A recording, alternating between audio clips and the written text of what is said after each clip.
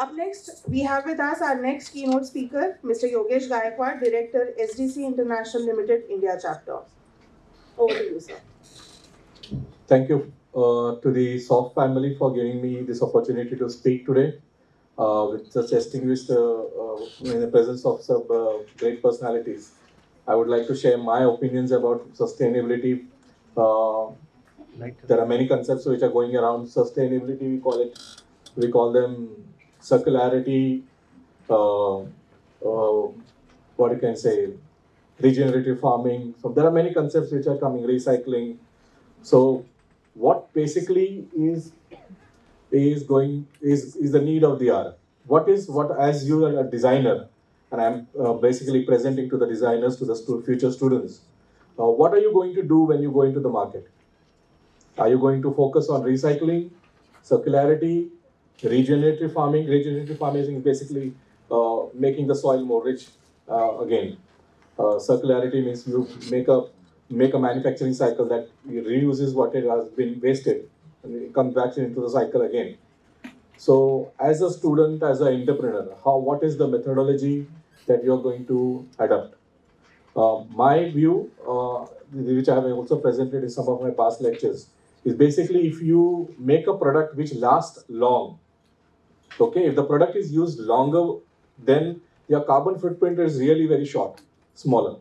Because even if you recycle it, it does need some energy, needs some carbon footprint, okay, some resources. Recycling also needs some resources. So even if you are having circularity though it's very idealistic, you will have some waste somewhere or the other.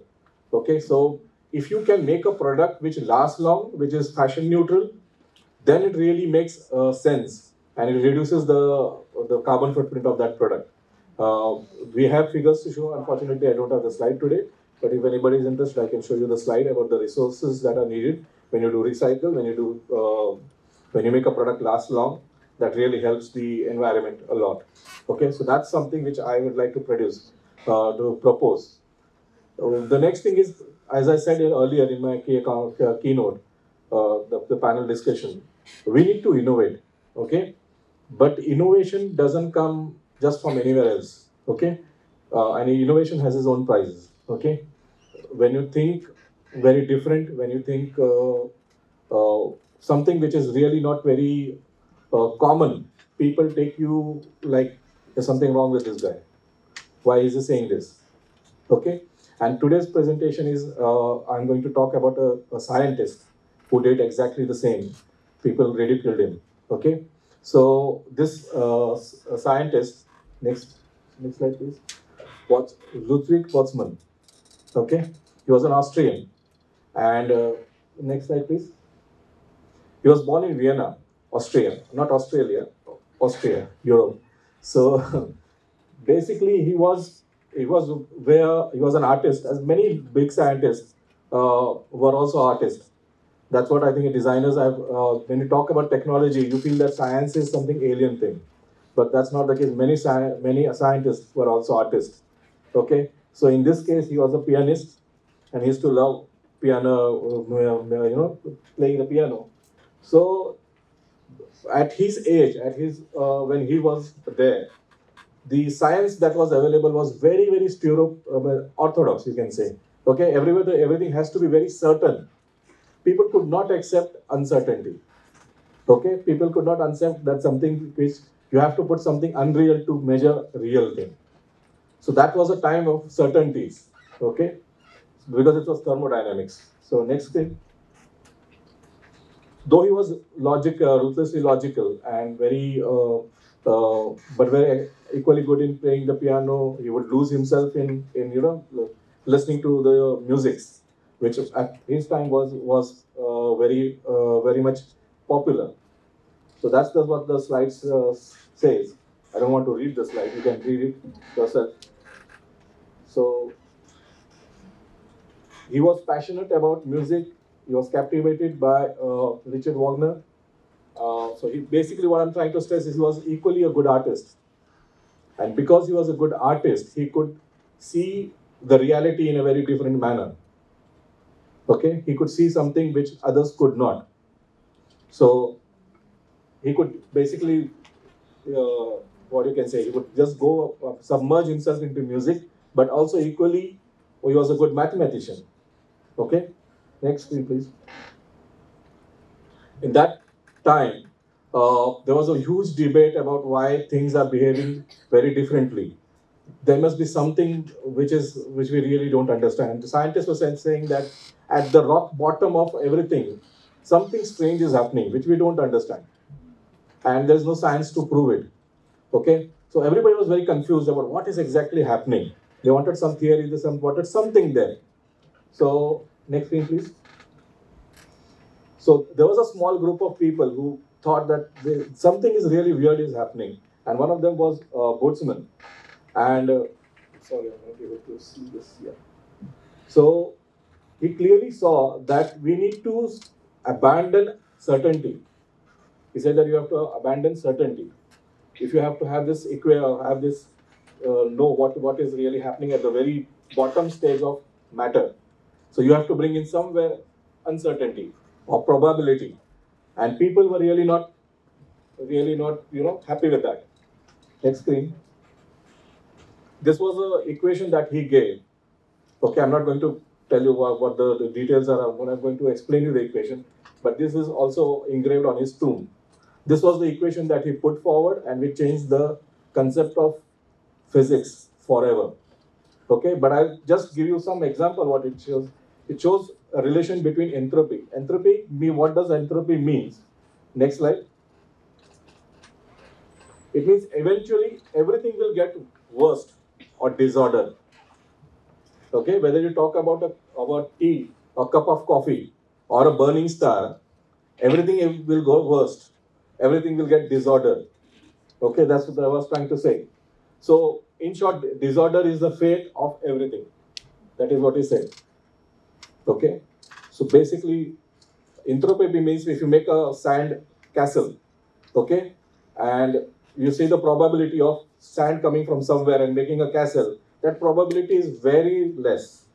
Okay, that's summing up entropy in small thing. So that's what he said, and this didn't go well with those scientists which were already there. They thought this was something stupid, what he was saying. Okay, next screen. His ideas were controversial. People made jokes out of him. So once he was giving a lecture, there was again an Austrian scientist, Ernst Mach. He said, "I don't believe that atoms exist." And he said that though it was a very hard remark on him because Ernst Mach was very big physicist at that time. And he said that whatever you're saying is wrong, and I don't think atoms exist. Okay? So, next screen, please. And they argued, this is what they said. They argued that no atoms don't exist, and they are merely names, labels for convenient fictions, calculating devices. And they don't really exist. We can't observe them, so no one can see them. That was the reason that because you can't see it, they don't exist. So there was a huge criticism for him when he basically put this concept, and that's what they call it. They call it the fictionist. Okay, next. So 1906, he took a break because he had some, many episodes of depression. So he took a break. He went with his family, and when his family, they were in Italy, and once his family was in beach. Next screen. Boltzmann hanged himself. Okay, so once you put something which is really out of the box, okay, something which is really people can't digest it, so the world comes to you for criticism, okay, and something this can happen. Next. So just after his death, the world realized that what fictionist was saying was correct, and his theories became the norm. In fact, it became a scientific orthodoxy. So when you innovate, when you bring ideas, okay, make sure that if there is criticism, there are many possibilities that you will succeed. Yeah, just because somebody thinks that this is not possible, Okay, some learned man comes to you and say, you are an idiot, you can't do it. Bullshit. Okay?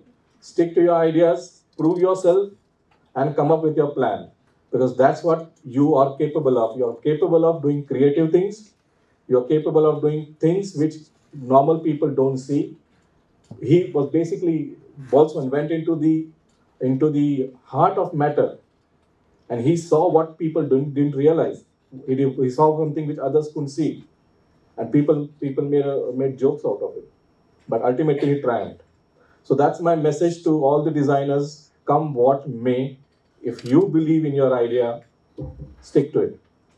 Okay. Next. So that's his tomb, and that's the formula that's written on his grave. S is basically entropy, is equal to K by the log of W. Next. So just believe yourself, okay? Play with your ideas, okay? We had a lecture called How Did I Get Here in SDC, and we had Nivedita Sabu, we have Ina Gandhi, we have some best lectures in London, and if you would have heard the stories, people have cried when they hear this story of those designers. Yeah. So meet people who have done the things hard way, learn from them, don't give up on your dreams, always move ahead. So this is what we have always done in SDC. This is one of my favorite lectures, How Did I Get Here? Where people come and tell, how did I get it? Or you can say, how the hell I get here? So next. So that's my final message. Be always curious. Look at innovations around you. Be informed. Okay. Read the newspapers if you are in fashion. Read newspapers. Read the fashion world. See what's happening. What are the technologies that are coming. Look how you can use them. Get inspired, but don't be dominated by them. Okay. And there's always a better way to do, and usually it's a very stupid way to do it. Okay. So when I was looking at the Discovery channels once, this thing, and they said that they wanted to see a sun, and because the sun is so bright, you don't see what is happening in the periphery. And somebody said, put something in between, and you can see what is happening around. And it's such a stupid thing, but people didn't realize it in the first go. So be curious, be stupid, come up with ideas, believe in yourself, and the world is your playground. Okay, thank you.